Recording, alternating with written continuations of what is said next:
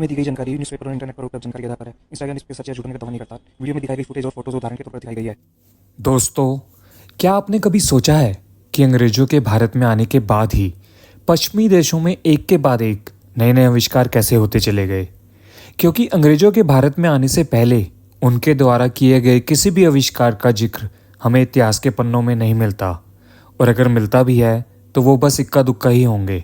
लेकिन अंग्रेजों के भारत में आने के बाद जैसे उनके और उनके मित्र देशों के लिए विज्ञान की लॉटरी लग गई हो। आज हम सब जानते हैं कि हिंदू धर्म ग्रंथों और वेदों में असीमित ज्ञान भरा पड़ा है। दोस्तों, जिस समय न्यूटन के पूर्वज जंगली हुआ करते थे, उस समय महर्षि भास्कराचार्य जी ने पृथ्वी के गुरुत्वाकर्षण पर एक पूरा ग्रंथ लिख डाला था। परंतु विडंबना यह है कि इतने पर्याप्त सबूत होने के बाद भी आज तक हम इसे सिद्ध नहीं कर पाए। इसी तरह आज मैं आपको भारत के ऐसे आविष्कारों के बारे में बताऊंगा जिसे पश्चिमी देश अपना बताते हैं। इनमें से कुछ आविष्कार तो ऐसे हैं जो हूबहू ऐसे ही चोरी किए गए हैं। लेकिन वीडियो शुरू करने से पहले अगर अभी तक आपने मेरे इस चैनल इंस्टाग्राम को सब्सक्राइब नहीं किया है तो इसे सब्सक्राइब करके बेल आइकन का बटन दबा दीजिए, ताकि आपको भी नई नई जानकारी सबसे पहले पहुंचती रहे। तो चलिए आइए शुरू करते हैं विस्तार से।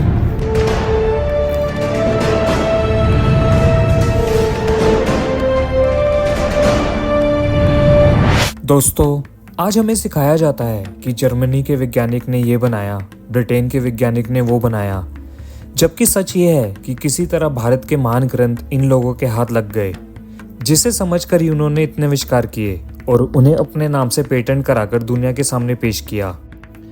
चाहे वो इलेक्ट्रिसिटी हो, विमान बनाना हो या प्लास्टिक सर्जरी करना ही क्यों ना हो, ये सारे आविष्कार उन साइंटिस्टों के जन्म से भी कई सौ वर्ष पूर्व भारत में कर दिए गए थे, जिसमें सबसे पहला आता है ऋषि भारद्वाज का आविष्कार। दोस्तों, आज हमें बताया जाता है कि विमान का आविष्कार राइट ब्रदर्स ने किया था, परंतु हमारे वेद हमें बताते हैं कि राइट बंधुओं के जन्म से भी 2500 वर्ष पहले ऋषि भारद्वाज ने विमान बनाने का जिक्र अपने विमान शास्त्र में लिख दिया था। इतना ही नहीं, उन्होंने यात्री विमान से लेकर लड़ाकू विमान बनाने की टेक्निक पूरे विस्तार में बताई है। यहाँ तक कि इन विमानों से एक ग्रह से दूसरे ग्रह पर कैसे जाया जाए उसका भी उल्लेख किया गया है। साथ ही इन विमानों को अदृश्य करने का भी वर्णन हमें उनके इस विमान शास्त्र में बहुत ही विस्तार में मिलता है। वैसे तो तीर, भाला और धनुष का आविष्कार भी भारत में ही हुआ था, पर बहुत कम लोग जानते हैं कि बटन का आविष्कार भी भारत में ही हुआ था। बटन दिखने में तो बहुत ही साधारण है, पर इसकी महत्ता सभी को मालूम है। ऐसा माना जाता है कि जब से बटन का आविष्कार हुआ है, तब से लेकर आज तक इसके रूप में ज़्यादा अंतर नहीं आया। मोहनजोदाड़ो सभ्यता में खुदाई के दौरान मिले कपड़ों में बटन का उपयोग किया गया था, जो ये बताते हैं कि बटन का आविष्कार भी भारत में ही हुआ था। दोस्तों, मोहनजोदाड़ो सभ्यता सिंधु नदी के आसपास ही बसी हुई थी, जो आज से लगभग 3000 साल पुरानी सभ्यता है, जो अब तक की सबसे पुरानी सभ्यता मानी गई है। तीसरे नंबर पे आते हैं महर्षि अगस्त्य। दोस्तों, आज हमें बताया और सिखाया जाता है कि बिजली बल्ब का आविष्कार थॉमस एडिसन ने किया था, लेकिन थॉमस एडिसन ने एक इंटरव्यू में खुद बताया था कि वो एक रात ऋषि अगस्त्य का संस्कृत का एक श्लोक पढ़ते पढ़ते सो गए थे, और उसी रात उन्हें स्वप्न में उसी श्लोक का मतलब दिखाई दिया, जिससे उन्हें बल्ब बनाने में बहुत ही मदद मिली। दोस्तों, ऋषि अगस्त्य राजा दशरथ के राजगुरु थे और इनकी गिनती सप्तऋषियों में भी की जाती है।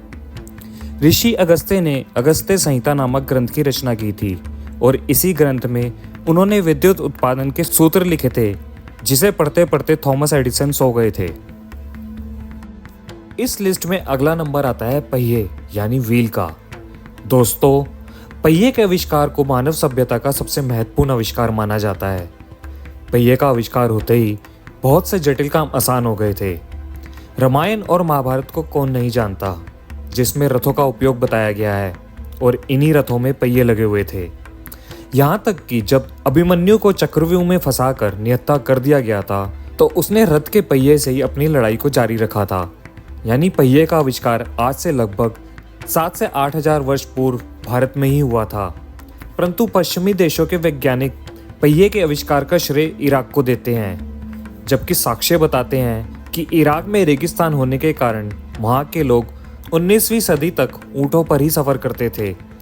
दोस्तों, आपको जानकर हैरानी होगी कि रामायण और महाभारत के अलावा सबसे पुरानी सभ्यता कही जाने वाली सिंधु घाटी में खुदाई के दौरान एक खिलौना गाड़ी प्राप्त हुई जिसमें पहिए लगे हुए थे, जो प्रमाण के रूप में आज भी भारत के नेशनल म्यूजियम में देखी जा सकती है।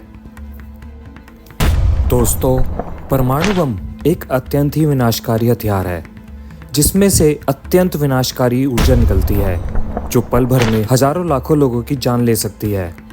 1945 में अमेरिका के द्वारा जापान के हिरोशिमा और नागासाकी पर इन बमों का प्रयोग किया गया था, जहां इन बमों ने पलक झपकते ही लाखों लोगों की जान ले ली थी। आज कई देशों के पास ये बम है जिसकी सुरक्षा और नियंत्रण के लिए कई कठोर नियम बनाए गए हैं। आधुनिक काल में इस बम के आविष्कार का श्रेय जेसी रॉबर्ट ओपेनहाइमर को जाता है, परंतु इसकी थ्योरी और रिसर्च का श्रेय जॉन डल्टन को माना जाता है।